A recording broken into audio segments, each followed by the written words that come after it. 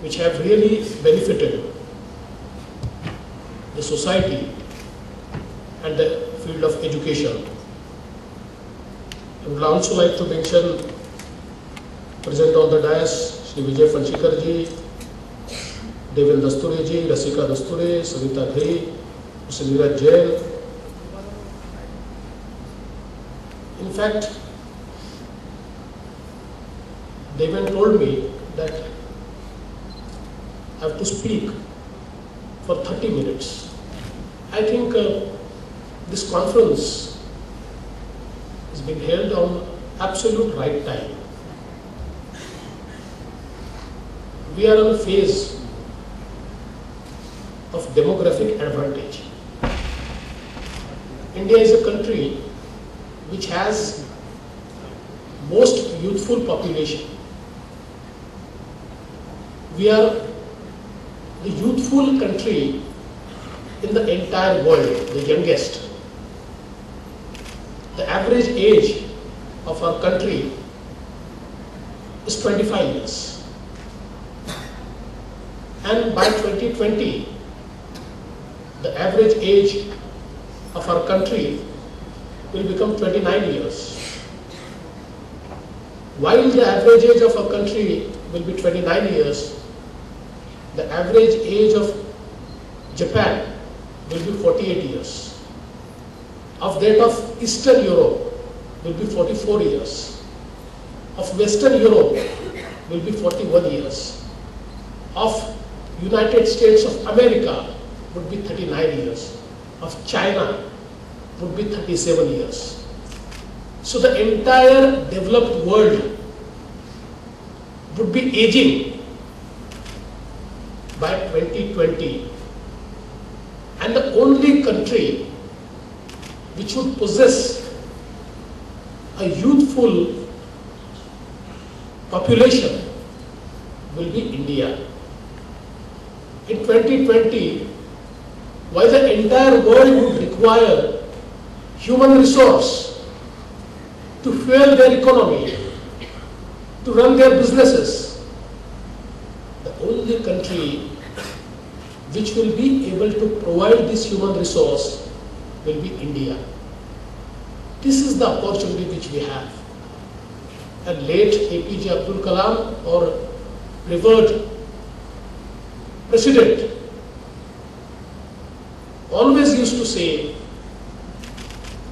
that if we harp on this opportunity, if we grab it, India can become a superpower. But just by mere youthful population, you cannot contribute to the world. This population has to be transformed into human resource.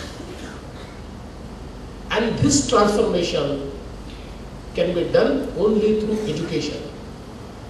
Education is a tool which can really make the population and transform it into human resource. So I think that in the past as well, the role of the principals and the teachers was very important. But today, in last 300 years history, it's a most crucial period in the life cycle of our country, because this demographic advantage doesn't come in every century. It comes after centuries. And when Europe got it, they got developed. When Korea, Japan, China, they were into demographic advantage, they used their human resource to develop. And now is the time for India. And you will be the instruments who would create this human resource. I feel that your deliberations, your discourse will create quality human resource in this country. The theme today is absolutely right? Harmony through education. Why harmony? Where is disharmony? I think the entire universe is harmonious. And whenever we try to create disharmony, it hits back. Today, we are talking about global warming.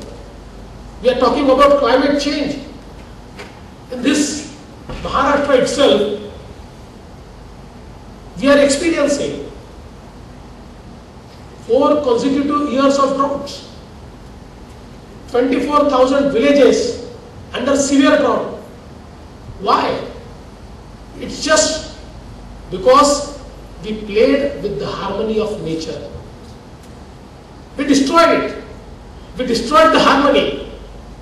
This entire universe is created with a harmony where every single individual has his role to play. Whether it is a food chain, by just killing the tigers, when we break the food chain, the harmony gets disturbed and the entire ecosystem reacts. So I think that what we need more is harmony. Harmony with each other, harmony with the nature. There was a saint and he was asked that why there is so much of violence in the world.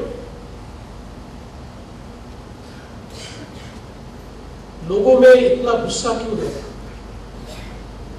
लोगों में इस प्रकार से एक दूसरे के प्रति व्यवहार क्यों है? Why do we fight? हम क्यों झगड़ते हैं? किसी ने उनको ये कहा कि दुनिया में तो संघर्ष ही है. It's always that somebody is fighting with somebody. He said no. दुनिया में संघर्ष नहीं है. ये तो ऐसा है कि एक अंधेरे कमरे में 2 लोग एक दूसरे से टकराए और एक दूसरे को मारना शुरू कर दे और अचानक लाइट आ जाए और पता चले हम तो भाई हैं. ये दुनिया की हालत है.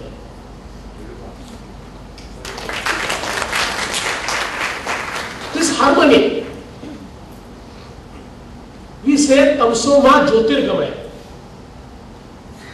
The life journey is from darkness to enlightenment, towards light. What is this darkness? It's a darkness of ignorance. ये अज्ञान का अंधेरा है. And the fight in the entire world is because of this darkness. Because we do not know that the nature has created all of us to live in harmony. The moment we break the harmony, the violence starts. और जिस दिन the day we are enlightened, जिस दिन हमारे पास ज्ञान का उजाला आता है, on that very day, ये सारी चीजें हमारे लिए कोई मायने नहीं रखती. सारा वायलेंस समाप्त हो जाता है. And I feel that the culture in our country has always been like this. We were proponents of Vasudhaiva Kutumbakam. We always say that this entire world is our family. And I think this core value in our culture must reflect in our education system. Till it used to reflect, we were the best. The moment we left out our core values in education, we started perishing. People think that it was only British who brought education to India. No, it's not true. In fact, when the British came to India, and you know the famous letter sent by Lord Macaulay, said, I visited entire country and I feel that we need to learn more from India. He said, I could not see a poor, a person who is suffering in the entire country. There are no thieves. People live in harmony. They are educated. And finally he said, if we really want to rule this country, we'll have to break this culture. We'll have to impart and impose a new education system. And many of us do not know that when British came to India, India had its own education system. The Ontario Institute in Canada, in its archives, as a report which was published in somewhere around 1850 or 60, where it says that the education system in the Madras Presidency, and you know that the Britishers established the Madras Presidency, said the education system in Madras Presidency is well developed. That time in entire Great Britain, there were 2,000 grammar schools. And the report says that only in the Madras Presidency, there are more than 12,000 Sanskrit Vidyalayas. And around more than 200,000 scholars were taking education which belonged to all castes, and 30% of them were women. And it is this system which was broken down by the new education system of Macaulay. I am not on the point whether we should continue with this education system or we should not. I just want to make a point that education is a tool which can make or break the country, which can make or break the society. It's a tool when you do not need a gun to spoil, to kill. It's more than the gun, the thoughts, the ideology that kills a society more. I feel that now is a time when we understand that we need to take this country forward, and the only key to take it forward is harmony. Unless the education system has core values,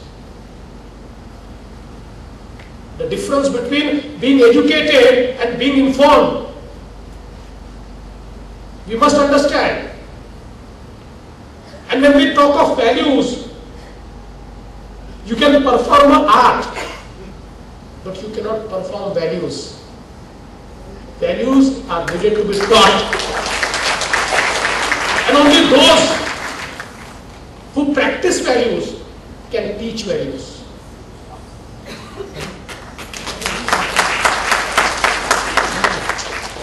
I think this difference between information and knowledge, we must understand. We want to create a society which is knowledge based, which is knowledgeable.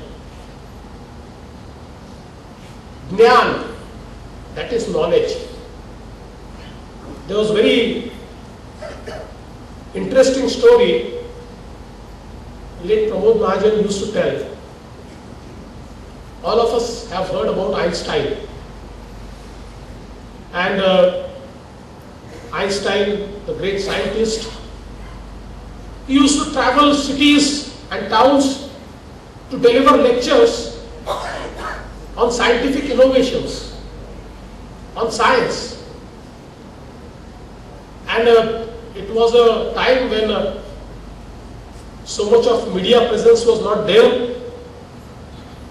So people heard of him but do not know him was the situation. He used to travel from one city to other city, one town to other town, used to deliver lecture on scientific innovations. And one day, while traveling from one town to other town, his driver said, "Mr. Einstein, you deliver the same lecture everywhere. There's no difference." And he said, "Now even I have learnt it and I can deliver the same lecture." So Einstein was witty. He said, "Okay, let's try it. Next town nobody knows me. I'm going there for the first time. You become Einstein, I'll become driver. Let's exchange the clothes." They exchanged and they went there. The driver got huge welcome, all the bouquets and everything. And then he was taken to DS. He was called to speak. And the driver spoke so well, every single word which Einstein used to speak, that was uttered by the driver. Flawless. And at the end of his speech, there was huge applause. People gave standing ovation. Einstein was sitting somewhere in corner. This driver looked at him with a triumph and with pride that, "Look, today I have also become Einstein." When people stopped clapping, one gentleman stood and he said, "You delivered such a beautiful lecture, but that has created some doubts in my mind. So I want to ask you some questions."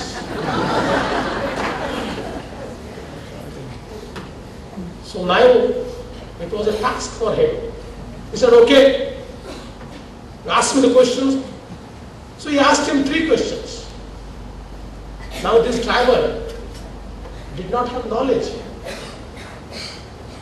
Although he had presence of mind. So after those questions were asked, he said, "Are you a fool? You ask such questions to Einstein? These questions can be answered by my driver." He said, "Driver, come and answer the questions." Information, bad information. Right information, wrong information. Whatever there is in domain, it will provide. But it is only the teacher who is present in front of me can provide knowledge.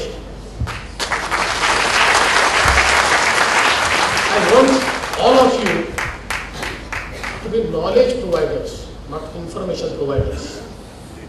And I'm sure when people like you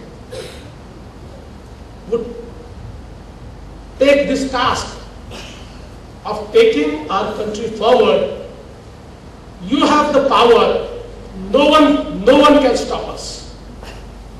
I would like to congratulate you for making this conference a success, and would also like to wish you all the best to create the future generation of this country. Thank you very much.